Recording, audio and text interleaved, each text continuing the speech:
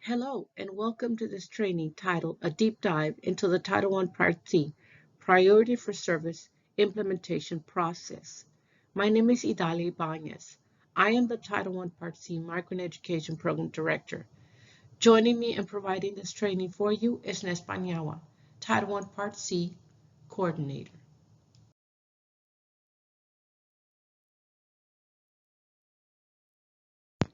This presentation is intended solely to provide general information and guidance to Texas LEAs and reflects the Texas Education Agency's current understanding of the presentation topics and applicable federal guidance. The content of this presentation is subject to change as a result of further potential information and guidance provided by federal agencies with regulatory oversight of these programs. This presentation does not constitute legal advice, and the LEAs are therefore advised to seek legal counsel regarding the information and guidance provided in this presentation before acting on such information and guidance. Hello everyone, my name is Nes Paniagua and I will be providing you a background on the Texas Migrant Education Program. Well, first things first, who is a migratory student?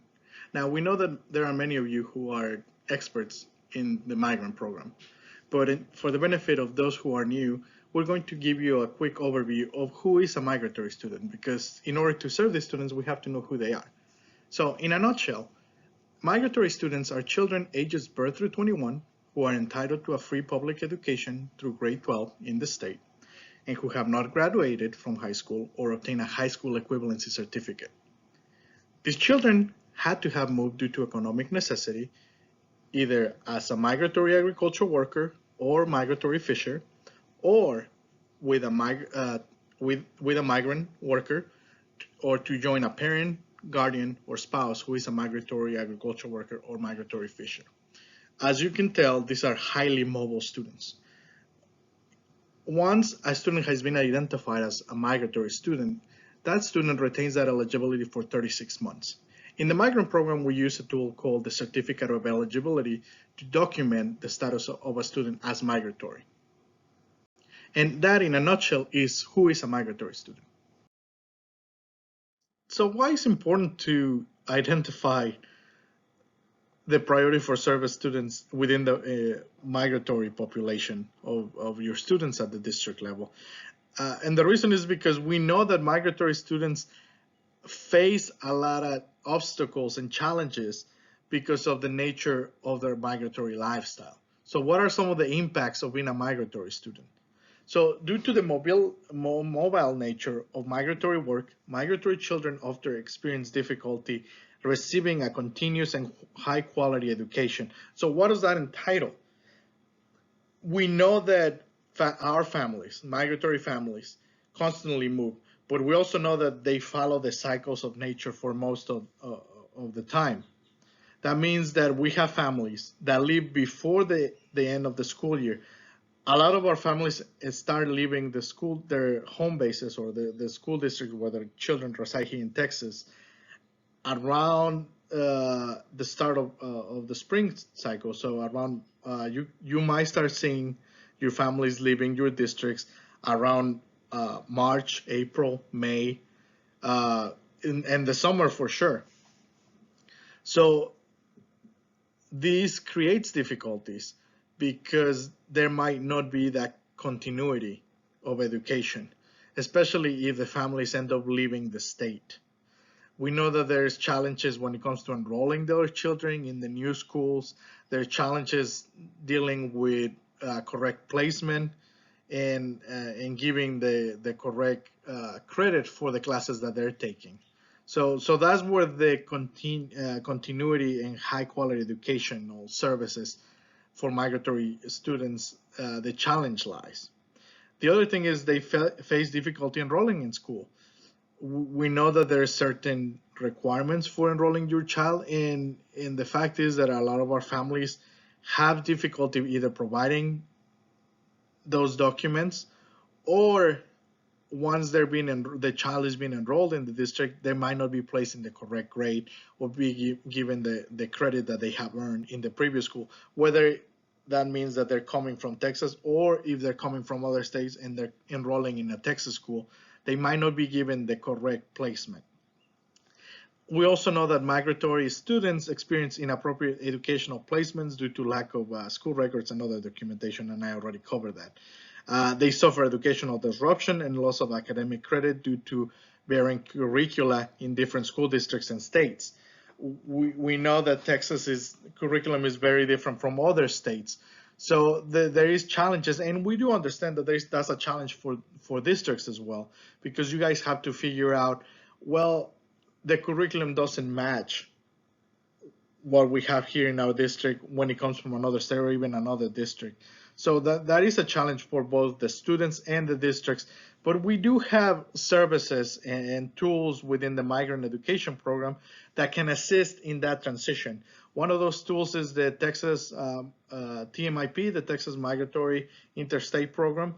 They can provide assistance when it comes to placement or making sure that the students receive the correct credit for classes that they take in other districts or states.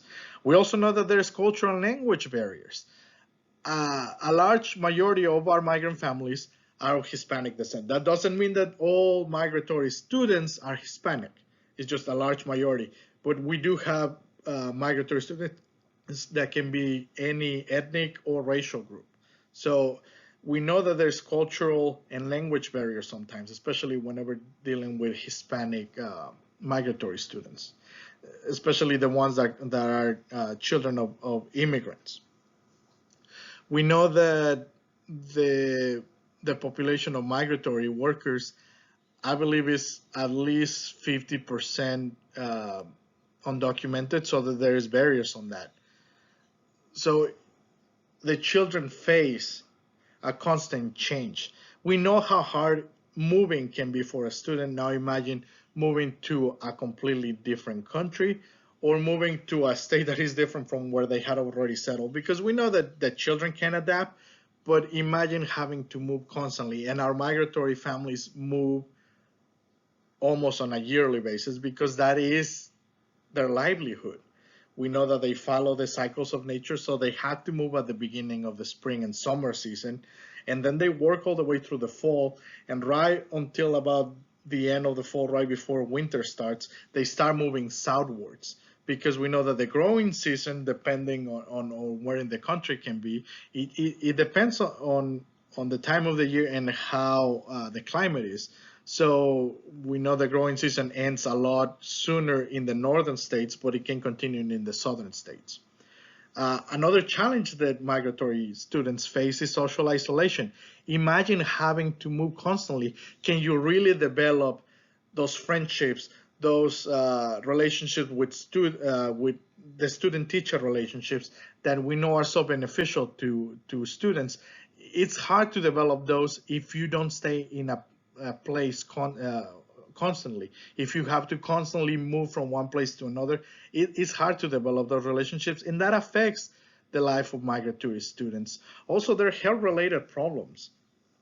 Again, our migratory families often face economic challenges. That means that they don't have easy access to medical coverage. They might not have insurance, or they might not be able to afford to go see a doctor where they reside. Now imagine if they had to move to a completely new place. Often they don't identify health problems that could be prevented with early care. And that is a challenge. The other thing is our migratory families work in the fields. That means that they're exposed to all kinds of things like pesticides and other toxics that can affect, and we know that it affects their health and affects the health of their children. So our migratory families often face health-related problems. Also, there's lack of resources in the areas which they live and work. Most of our families end up moving to rural areas. And one of the challenges, and this is something that you guys, especially our districts that are rural districts, face regardless whether or not they're dealing with migratory families or not. There is a lack of resources, sadly, in our rural areas. There's often not enough health, mental health, assistance with housing or food or anything sadly is very limited. Often these fall on local churches or local organizations, but the funding is limited. So there is a lack of resources, and that can affect the way that our families are served and affect how we meet their needs. Priority for service. Who are the children that should be given priority for service in the migrant education program? In providing services with funds received under this part, each recipient of such funds shall give service priority to migratory children who made a qualifying move within the previous 1 year period and are failing or at most risk of failing to meet the challenging state academic standards or have dropped out of school. Now we want to take a few minutes to share our latest data regarding eligible migratory children and those who are priority for service. As you can see, in 21-22, we had 21,124 students identified as migratory in the state of Texas. Of those children, thanks to you and all the MEP staff in the state, we served 15,136.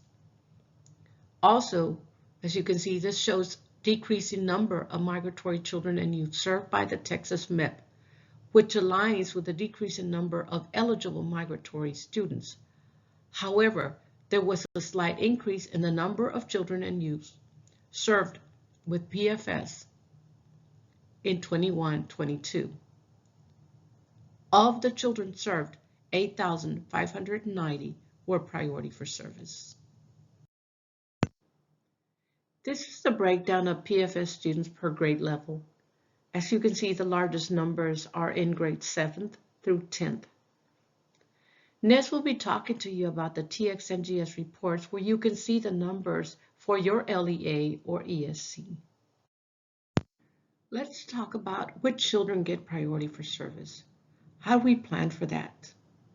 We do this in a well thought out priority for service action plan, PFS action plan. This is a required activity in the migrant education program. Now, who are the children to keep in mind when creating the PFS action plan? These would be the children who made a qualifying move within the previous 1 year period and who are failing or at most risk of failing to meet the challenging state academic standards or have dropped out of school. How do we determine who these children are? This is based on the data entered into TXNGS by the designated TXNGS data specialist. We'll talk about the PFS criteria in just a bit. As a reminder, the same definition we just described is also included in the Program Specific Permissions and Assurances, page 23, number 1, and in the Program Guidelines, page 21, number 5. How are the PFS children identified? After data on these students is entered into TXNGS, the students in grades 3rd through 12th grades, ungraded or out of school, are flagged as PFS if they have made a qualifying move to qualify for the MEP in the previous 1 year period and have received a grade level of approaches or not meet on the STAR assessment, were absent or not tested, were not enrolled in the Texas school during the state assessment testing period for their grade level. For grades K through 3rd, the PFS children are the students who made a qualifying move within the previous 1 year period and have been designated as emergent bilingual or English learner in the student designation section of the TXNGS supplemental program component, or for grades kinder through 2nd, a student who has been retained or over age for their grade level. Tools and resources to implement the PFS process. One of the key resources is TXNGS. Most importantly, the PFS report that tells us who the PFS students are. I will be sharing other reports from TXNGS that can provide us the profile and needs of PFS students. One important piece to addressing the needs of PFS children is the PFS Action Plan. Please note that this is a template to be customized to address the unique needs of your LEA. However, there are some elements that need to be consistent. The action plan consists of the criteria and also the steps that the district will take to ensure that they are identifying and serving PFS students. To get a copy of the template, please contact your ESE. The PFS Action Plan is a document provided by TEA for districts to help document efforts that are being conducted on behalf of the Priority for Service students. It contains all the required components as described in the Part 3 of Schedule PS 3103 of the ES application and in the provisions and assurances. This document also allows room for districts to add additional activities. Each district's plan must be clearly articulated criteria for defining student success, including timelines for achieving stated goals and objectives.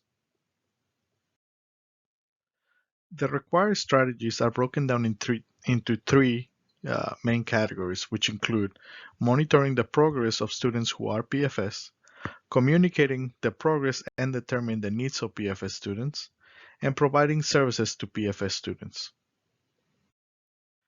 According to the Program-Specific Provisions and Assurances, page 23, number 1, and the Program Guidelines, page 22, number 5, the Title I Part C Migrant Coordinator will include a Priority for Service Action Plan as a separate section in the District Improvement Plan, labeled and identified.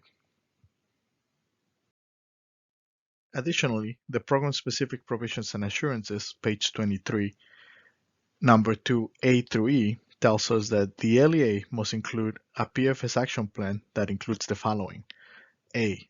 When, in the calendar school year, the Title I Part C coordinator will provide campus principals, appropriate campus staff, and parents the Priority for Service student criteria and updated TXNGS PFS reports. B. When, in the school year calendar, the district's Title I Part C coordinator, MEP staff, and migrant school staff will make home and or community visits to update parents on the academic progress of their children. C. How the district's Title I Part C coordinator will use TXNGS Priority for Service reports to give priority placement to these students in the MEP activities. D. How the district's Title I Part C coordinator will ensure PFS students receive priority access to instructional services as well as social workers and community social service agencies. E. What federal, state, and local programs serve Priority for Service students? Also keep in mind that if the ESE creates the PFS action plan for the entire SSA, the ESE must send the PFS action plan to SSA member districts to include in the migrant-specific section of the DIP. If each SSA member district creates the PFS action plan, a copy must be sent to the ESE. Contact your ESE for current version of the PFS action plan template. PFS Student Progress Review. This tool is used to track the progress made by students. It documents the efforts made by the LEA in serving PFS students. In order to complete this form, which is again a template as well, you can individualize it to the unique needs of your district. But you have to include the name of the student unique ID, the grade level. Additionally, you have to tell us the student's current grades and the reason that the student has been identified as Priority for Service. Additionally, in the PFS Student Progress Review, you will have to outline the services and interventions that were provided to meet the unique needs of the PFS students and whether or not they were funded through MEP funds or other funds. The implementation of the PFS process takes teamwork. It is important that we understand that process in order to ensure that we're monitoring the PFS students and meeting their needs to take them from an at risk of failing the state's content standards to being academically successful. This is the process to be followed to ensure that. Step 1. The LEA completes their annual PFS action plan. LEA will submit the PFS action plan to the respective ESEs. Step 2. The LEA will submit their monthly PFS reports to the respective ESE. The LEA will complete an individualized PFS progress review form to monitor the services and growth of each PFS student at a minimum of twice a year. The LEA will maintain documentation and provide TA upon request. Step 3. The ESE will review the PFS reports and PFS action plans submitted and provide training and technical assistance as needed. ESEs will create a filing system for each district, which will include their current PFS action plan and their monthly PFS reports. In addition, the ESE will conduct sampling reviews of individualized PFS progress review forms. As part of the TXNGS quality control process, ESEs will review the PFS reports and supporting documentation used to encoding into TXNGS. The ESE should have these documents readily available for TA upon request. And then step 4, TA will randomly request documentation to support that PFS implementation to ensure that PFS students are receiving the appropriate individualized services to address their unique academic needs.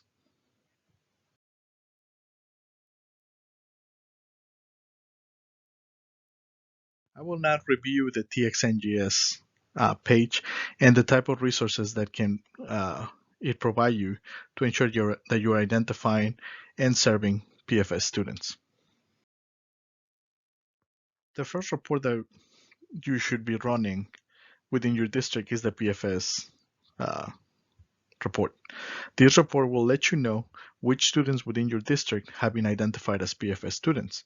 Additionally, you can run your lab counts, which will give you the students that have been identified as EB or EL. You can use these to compare it to your PFS reports to ensure that the students are being correctly identified as PFS students. Additionally, you can run your recently mobile migrant students report. This will let you know what students had a move within the previous year. Again, this is part of the criteria for PFS students. And you also have the option of running the formal and informal assessment report. This will let you know what students either fail or are at risk of failing the state assessment. You can use this report to compare your PFS report. Another great resource that we have for serving migratory students is the TIME portal or the Texas Migrant Education portal. This is the one-stop for all things related to the migrant education program in the state of Texas. You're able to find resources to both identifying and serving migratory students, including PFS. You can access this portal by scanning the QR code that you see on your screen right now. The TIME portal. The TIME portal is a resource that provides you the materials and links to other relevant sites available for all staff and parents who support migratory children. The purpose of the portal is to provide easy access to a wide variety of materials and information intended to meet the needs of Texas migratory children and families. In addition to the TIME portal, we also have the AIMS guidebook. AIMS stands for Assisting Interstate and Interstate Mobile Students. The goal of the guidebook is to ensure that migratory students have a continuity of educational services as they move from district to district and even to other states. You can access the AIMS guidebook by clicking on the ESE and LEA MEP staff section of the TIME portal.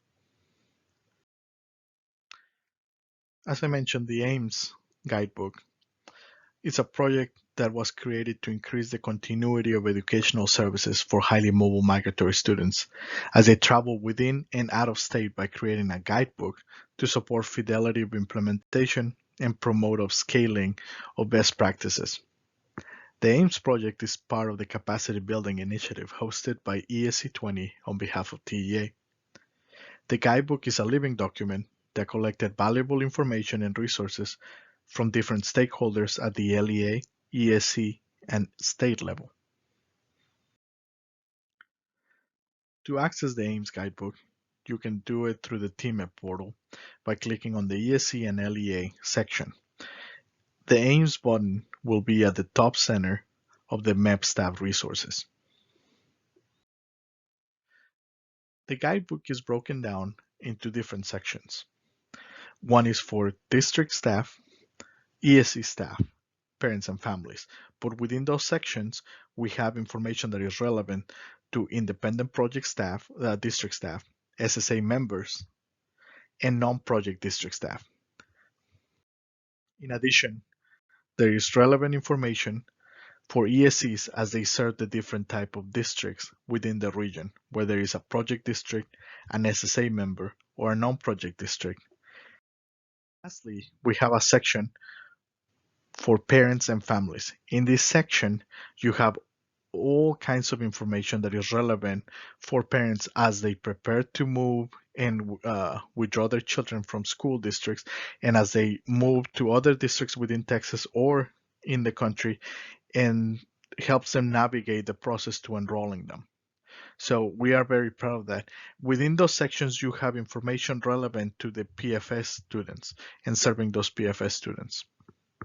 So we really recommend that you guys take the time to navigate the AIMS guidebook and the TMAP portal, because you will find a lot of relevant information within those resources.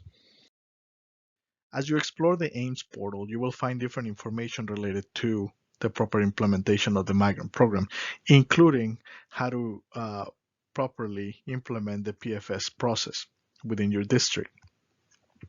You will find the relevant guidance and requirements related to PFS implementation.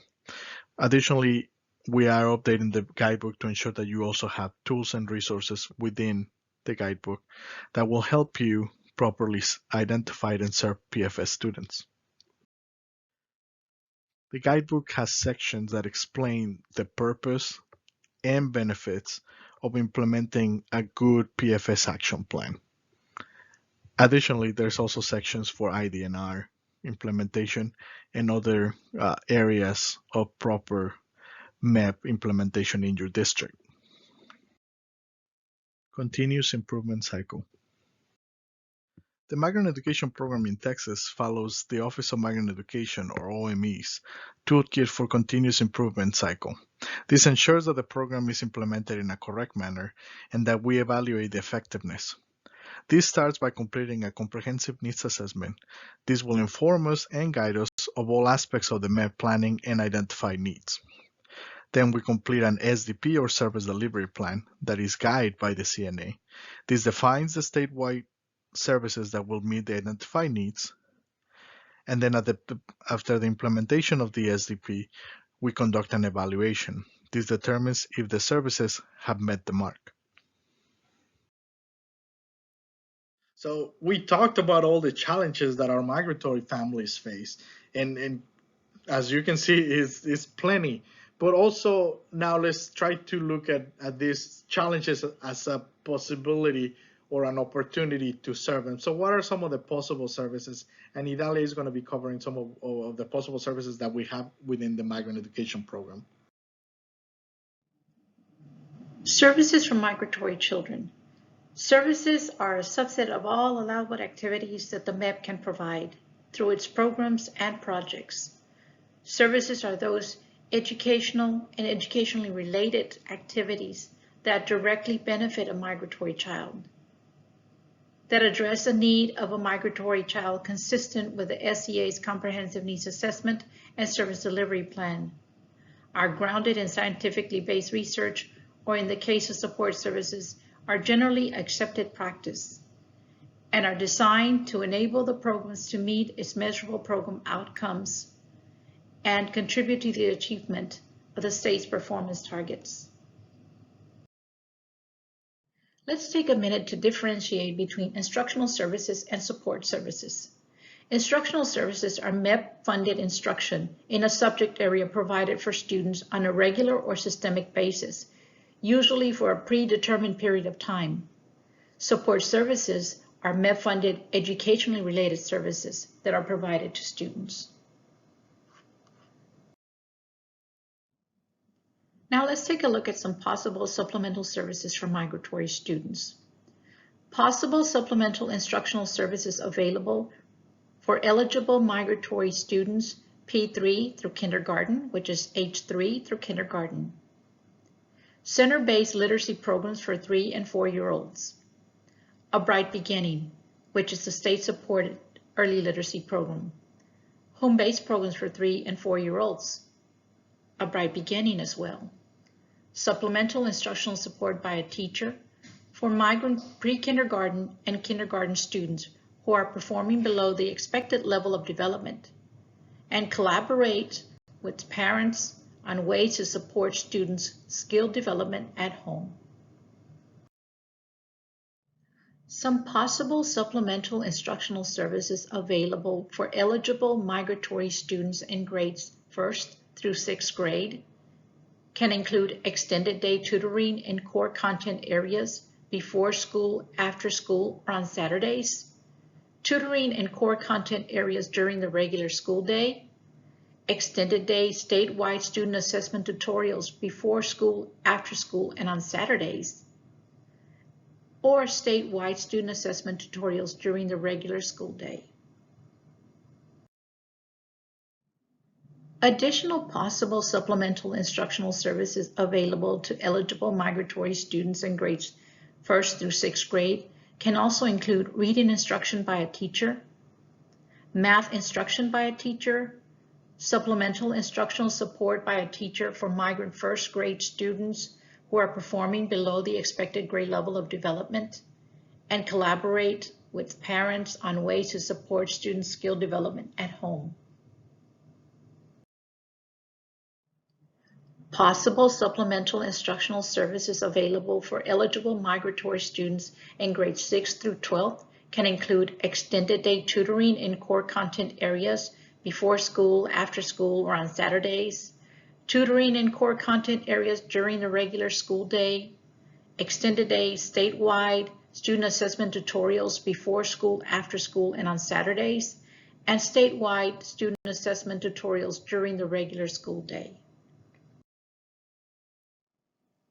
Other possible supplemental instructional services available for eligible migratory students in grades 6 through 12 include reading instruction by a teacher, math instruction by a teacher, supplemental instructional services to ensure migratory students are proficient on the state assessments, migrant extracurricular clubs or leadership organizations specific to migratory secondary students who meet regularly and designated to help students resolve issues and problems related to late entry and/or early withdrawal, provide leadership opportunities, and facilitate social engagement with the school community.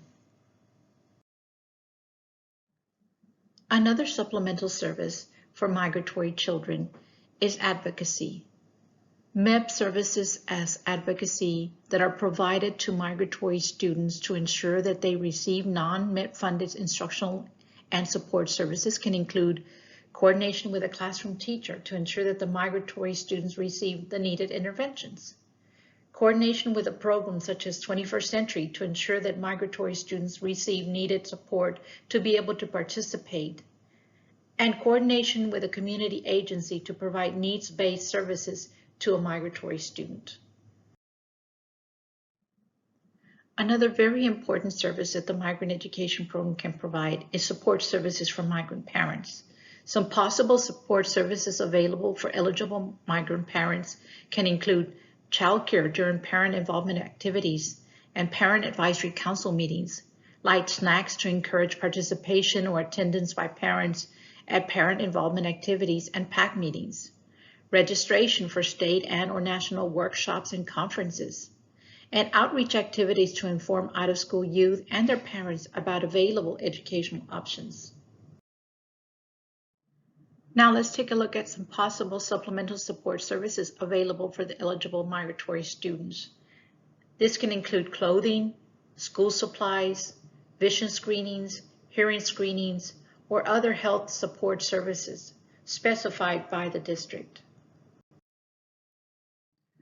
So now that we've had the opportunity to get to know who the migrant student is, the data, and what are some possible supplemental services, we want to take an opportunity to really talk about how can we ensure that supplemental part of the program by collaboration and coordination in order to maximize the services for the migratory students specifically the PFS students.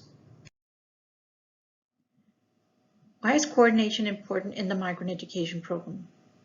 The state and its LEAs must have a plan that ensures that the special educational needs of the migratory children, including preschool migratory children and migratory children who have dropped out of school, are identified and addressed through full range of services that are available to them from appropriate local, state, and federal educational programs. Joint planning among local, state, and federal educational programs serving migratory children, including language instruction educational programs under Part A, Title III, the integration of services available under this part with the educational services provided by other programs, and measurable program objectives and outcomes.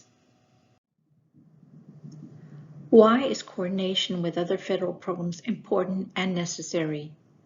In general, MEP funds are to be used to address the needs of migratory children that are not addressed by other federal and non-federal programs.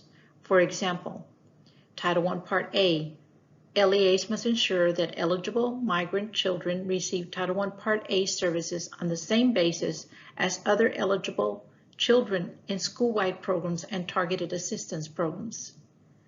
And LEAs must coordinate and integrate Title I Part A services with programs that serve migrant children. If the LEA receives a Title III subgrant from the state educational agency, migratory children who are EL or EB must be selected to receive Title III services on the same basis as all other EL or EB children. Migratory children and youth who fit the McKinney-Vento definition of homeless are entitled to rights and services to which all homeless children and youth are entitled to. One very important thing to keep in mind is that by coordinating with other programs, SEAs and LEAs can ensure that the needs of migratory children are met through a variety of sources in a way that leverages other program funds and optimizes the use of MEP funds. Cross-program coordination can have many benefits. The following are some of the key benefits. For example, expansion of program capacity through access to resources, greater awareness of the needs of migratory children and youth in other programs, more efficient use of resources across the programs, and a greater community awareness through partnerships. After reviewing this presentation, we want to ask you, what are your next steps for serving PFS students? If you have any questions, please contact the Migrant Education Program at the migrant.ed@tea.texas.gov. Here is the contact information for the Migrant Education Program. Didi Garcia is the State Director, Idalia Ibanez is the Program Director, and myself, Nes Paniagua, I'm the Program Coordinator. You can contact us at migrant.ed@tea.texas.gov. Thank you. Thank you for reviewing this recording.